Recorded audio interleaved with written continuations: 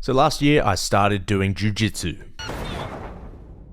Now after bodybuilding and strength training for about 10 years or so, I began to realize that bodybuilding builds a lot of strength, but it also builds a lot of imbalances. In my first 3 months of doing jiujitsu, I injured the ligaments in my knee, the ligaments in my foot, and also damaged my rotator cuff. And at the time I thought, maybe jiujitsu isn't for me.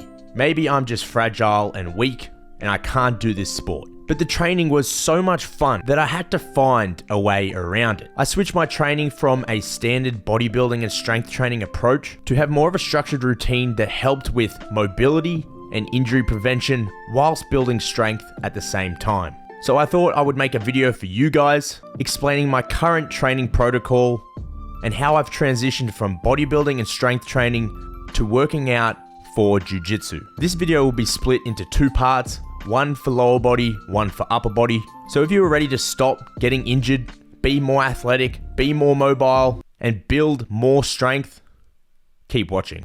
Alright guys, so the first exercise we're doing today is a hip abductor. Now, I like to force a lot of blood into my glutes just before any leg training. This way I'm preventing lower back injuries and I'm just correcting the imbalances that I've had throughout the day where you might be sitting down a lot. And it's just a good idea to try force blood through your glutes because generally you're going to be using them a lot when you're training jiu-jitsu. So 3 sets, 20 to 30 reps, pump a lot of blood in and make sure it's explosive. Superset this with what I call a crab walk. Now you can't see right here, but I have a band around my legs. And essentially what this is doing is getting down into a deep 90-degree squat, stepping out, stepping in, stepping out, stepping in. And this is just going to help activate the glutes as well. Moving on to the next exercise, which is a leg extension, 3 sets, 10 reps, and a 20-second isometric on top of that. So I've switched up my training a lot. Rather than just doing lots and lots of reps, I'm really trying to contract in the end range and also the start of the movement. That way I'm moving all my joints through healthy range of movements. And then I superset this with a forward lunge, also known as the knees over toe guy. This has really helped me a lot. As I said, putting your joints through their full range of movement rather than just doing your standard bodybuilding up and down. So I do this superset, 3 sets alongside the leg extension.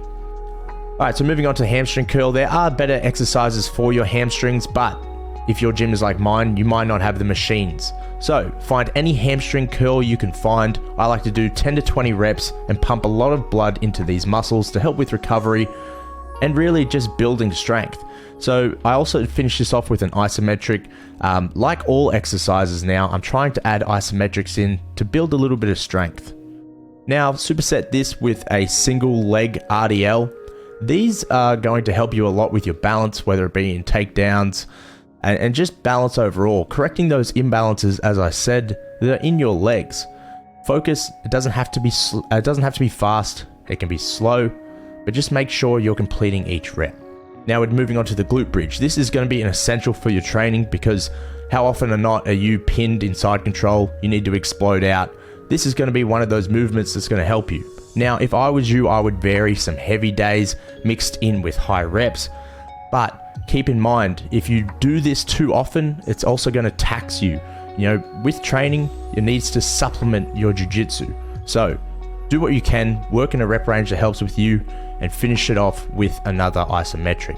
So this one is something I've just incorporated. It's called a tib raise. Essentially, the muscle that runs up the front of your shin bone connects into your knee and helps support your knee. I didn't know that. I've been training for years, but I really feel this burn right up the front of the shin. And if it's gonna help my knees stay intact, I'm gonna do it. This next one is something I've been incorporating. Now, this is not necessarily a beginner exercise. Take your time. It's a sissy squat, 3 sets, 15 reps. But as I said, we're training the end range of movement. How often or not are you pinned in a weird position in jiu-jitsu? You're gonna get injured. So we need to make sure we're training through all ranges of movement for correct joint health. And then moving on to the last exercise, which is the back extension. Now, I love this.